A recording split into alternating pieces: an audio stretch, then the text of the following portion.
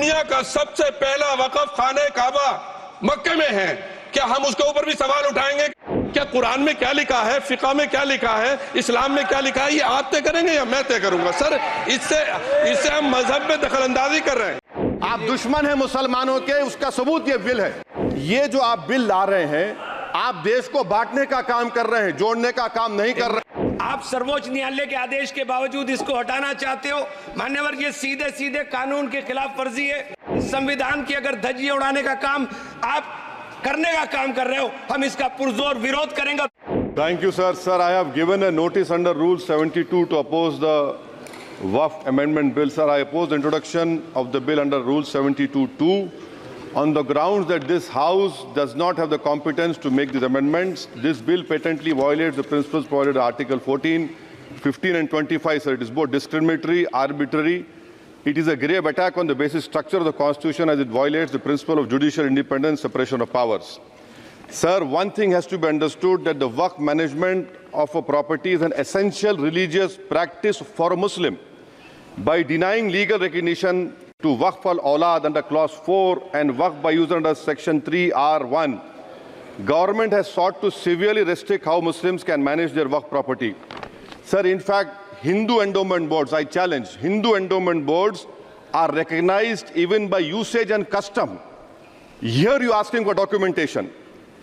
No existing law, whether non-religious or personal, limits the right of a person to will their property or dispose it. But what you are doing over here, a Hindu can give through will his complete property to his daughter or son. I as a Muslim cannot do, I can only give 1/3. But what you are doing, I can gift, but I cannot give it in the name of Allah subhanahu wa ta'ala. Now you are stopping me from praying. Now what you are doing, you are restraining Waqf al-Awlad. That is not only discriminatory and violating Article 25, sir. There is no limit on anyone to will their property dispose of. Sir, to insist that a person has practiced Islam for 5 years. Sir, एक 2 minute दिए, सबको दिया आप। अगर कल कोई आके बोलेगा कि नहीं मैं 5 साल से इस्लाम प्रैक्टिस नहीं कर रहा हूं, कौन डिसाइड करेगा सर? और एक न्यू कन्वर्ट है, does he has to wait for 5 years to give his property to Waqf? Isn't that violation of right to freedom of religion? Sir, another point, sir. Now, no such provision exists for Hindu endowment or Sikh Gurdwara Prabandhak Committee. Now, irony of the amendment, sir, is that non-Muslims can become member of CWC, SWB, but he cannot dedicate Waqf. Arbitrariness, why is arbitrariness? Sir, existing law protected the status of registered Waqf properties. You have replaced that. By empowering collector to determine title, you are violating principle of rights of justice, that one may not be a judge in their own cause. Section 61. If DM says to Mutawalli, make this masjid as a government property, if does not listen, punishable offense. This is against separation of powers, part of which is basic structure. This bill excludes tribunal decisions from being final. If collector has been replaced by tribunal, and who is going to sit in the tribunal? A retired government judge and a retired government employee. How can the nominee be a part of this composition, sir? In our okay आप detail में बोल देना officer. Sir मैं खत्म कर रहा हूं। Secondary level officers can be appointed technical members. 83 states that joint secretary added tribunal. Waqf properties, sir, are not public properties. By removing Waqf by user, this government wants to take over Dargah, Masjid and Waqf properties. Sir, take this example of 107. You have made it more difficult to be removed. Encroachment happens. Section 37 removes protection to Waqf properties. Section 40 prejudicial amendments. And the government is, sir, government बोल रही है। Sir मैं खत्म कर रहा हूं sir, आधा minute. Government कह रहे हैं कि हम महिलाओं को दे रहे हैं। मुझे यकीन है कि आप बिल्किस बानो को और ज़किया जाफरी को मेंबर बनाएंगे, मुझे यकीन है। मैं आपसे जानना चाह रहा हूं सर कि ये जो आप बिल ला रहे हैं, आप देश को बांटने का काम कर रहे हैं, जोड़ने का काम नहीं कर रहे हैं। आप दुश्मन हैं मुसलमानों के, उसका सबूत ये बिल है। मैं वाहिद आदमी हूं इस सदन में जिसमें 1 मैन कमेटी आपके द्वारा बनाई गई सरकार के, और मैं उसमें पेश हुआ 123 प्रॉपर्टी में। जस्टिस आर्यन ने जो रिपोर्ट पेश की, आज तक वक्फ बोर्ड को नहीं बताया गया, चूंकि वो आपकी मंशा के खिलाफ थी और गवर्नमेंट की मंशा के मुताबिक नहीं थी। 123 प्रॉपर्टी में जब मंशा के खिलाफ हमारे नहीं आई, मंशा के मुताबिक नहीं आई, तो हमने 2 मैन कमेटी बनाई और 2 मैन कमेटी ने भी कोई रिपोर्ट वक्फ बोर्ड को नहीं दी, जबकि वक्फ एक्ट जो है 1995 जो है वो पार्लियामेंट से पास शुदा है कि हम पार्लियामेंट के जो एहतराम है उसका नहीं कर रहे, उसके हुकूक का। इसी तरह से सर सूबाई हुकूमतों को इख्तियार दिया गया। सर हिंदू एंडोमेंट में जो कर्नाटका और तमिलनाडु में है वहां कोई मुस्लिम नहीं हो सकता, और 26 में आर्टिकल 26 का वायोलेशन है। 4 धाम में ये लिखा हुआ वाज़े तौर पर कि सिर्फ हिंदू होगा। बिहार उड़ीसा में भी यही लिखा हुआ है। पंजाब हरियाणा में गुरुद्वारा प्रबंधन कमेटी में सिर्फ सिख होगा ओनली, और ये उनका अधिकार है जिसको माना गया है। लेकिन मुस्लिम के साथ में यह अन्याय क्यों है?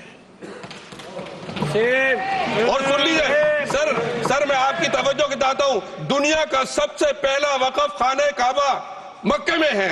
क्या हम उसके ऊपर भी सवाल उठाएंगे कि वहां पर भी हमारा कोई हिंदू भाई हो? हम अपने वकार को, अपनी इज्जत को, अपने मुल्क की, अपने शान को, अपने संविधान को खुद अपने पैरों तले रौंद रहे हैं। और वक्फ एक मुसलमानों का मजहबी अमल है, एक मजहबी फरीजा है। इससे उनको महरूम कॉन्स्टिट्यूशन के जरिए से भी कोई ताकत नहीं कर सकती।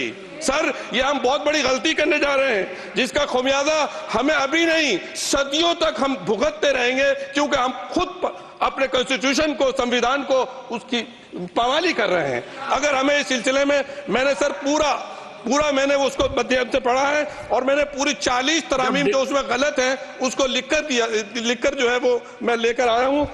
सर इसके जरिए से सरकारी अमले को बाज़ाब्ता तौर पर यह हक आखिर कलेक्टर को दिया जा रहा है, सर्वे कमिश्नर के इख्तियारात खत्म किए जा रहे हैं। आखिर सर्वे कमिश्नर भी तो गवर्नमेंट ऑफ इंडिया का होता है।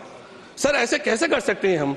और फिर सर उसमें मेरे मजहब के मुतालिक चीजें हैं तो वो कैसे कोई दूसरा तय करेगा? क्या कुरान में क्या लिखा है, फिका में क्या लिखा है, इस्लाम में क्या लिखा है, ये आप तय करेंगे या मैं तय करूंगा? सर इससे हम मजहब में दखल अंदाजी कर रहे हैं, इंटरफेरेंस ऑफ द रिलीजन कर रहे हैं। सर इस तरह के कवानीन से मुल्क की साख को नुकसान पहुंचेगा। कॉन्स्टिट्यूशन की स्पिरिट हम खत्म कर देंगे, और अगर ये होगा तो कोई भी अकलियत, कोई भी माइनॉरिटी अपने आप को हिंदुस्तान में सेफ नहीं करेगी। पिछले दिनों सिखों के साथ भी ये हुआ, और कुछ ईसाई भाइयों के साथ भी इस तरह के वाकयात हुए हैं, जिसकी वजह से सब लोग अपने आप को असहाय महसूस कर रहे हैं। 10 साल से जो मुल्क में माइनॉरिटीज के साथ, उनके हुकूक के साथ, उनके रिलीजन फ्रीडम के साथ जो खिलवाड़ किया जा रहा है, उससे रूह कांप जाती है। और ऐसा महसूस होता है कहीं ऐसा ना हो कि जनता इन हुकूक के लिए, कॉन्स्टिट्यूशन को बचाने के लिए दोबारा सड़कों पर आ जाएगी। माननीय अध्यक्ष जी, मैं वक्फ संशोधन विधेयक 2024 को विरोध करता हूं। मान्यवर, हम लोग संविधान की कसम खा करके यहाँ आए और इस संविधान की धज्जियां इस विधेयक के अंदर उड़ाने का काम किया जा रहा है। आर्टिकल 15 के अंदर धर्म, नस्ल, जाति, लिंग, जन्म स्थान के आधार पर भेदभाव करने को, मान्यवर मैं आपकी हंसी को समझ रहा हूं, लेकिन ये बहुत गंभीर और महत्वपूर्ण विषय है। अभी हमारे माननीय सदस्य कह रहे थे कि मंदिर और मस्जिद के मसलों में फ़र्क नहीं कर पा रहे। मैं बताना चाहता हूं, वक्फ बोर्ड मस्जिदों का प्रबंधन करने का काम करता है। वक्फ बोर्ड के तहत ही मस्जिदें सारी की सारी आती हैं, और वक्फ बोर्ड की शक्तियों को आप ख़त्म कर करके डीएम राज ला करके उन तमाम प्रॉपर्टीज़ के ऊपर लगभग 8 लाख एकड़ प्रॉपर्टी पूरे देश के अंदर वक्फ बोर्ड के पास है। आप वक्फ बोर्ड की प्रॉपर्टियों को खुर्द-बुर्द कराने की जो साजिश लोग कर रहे हैं, उन साजिशों को बल देने का काम कर रहे हैं। साथ मैं आप माननीय अध्यक्ष जी आपसे कहना चाहता हूं कि आर्टिकल धारा 9 के तहत ये जो CWC संरचना में बदलाव किया गया है, मैं मान्यवर बताना चाहता हूं कि बंदोबस्ती प्रबंधन के अंदर जब दूसरे धर्म का व्यक्ति शामिल नहीं किया जा सकता, तो वक्फ बोर्ड के अंदर ये शर्त क्यों लगाने का काम किया जा रहा है? और आप अगर शर्त भी लगा रहे हैं तो मैं आपसे एक बात पूछना चाहता हूं कि जो कब्जे पर प्रॉपर्टी के ऊपर पूरे देश के अंदर वक्फ की प्रॉपर्टी के ऊपर कब्जे हुए हैं, उन कब्जों को कब्जा मुक्त करा करके अगर कानून लाते के उनको कब्जा मुक्त करा के वहां पर हम लोग शिक्षण संस्थाएं चलाएंगे। जिस आदमी ने वक्फ की प्रॉपर्टी, वो प्रॉपर्टी इस नियत के साथ वक्फ की कि आने वाली नस्लों के अंदर राय खुदा के अंदर फलाह के काम किए जा सकते हैं, उन फलाई कामों के लिए ओके, उन फलाई कामों के लिए अगर अध्यक्ष जी 2 मिनट के लिए 2 मिनट अभी नहीं, 1 मिनट दे दीजिए। 1 सेकंड भी नहीं। श्री जीएम बाल योगी,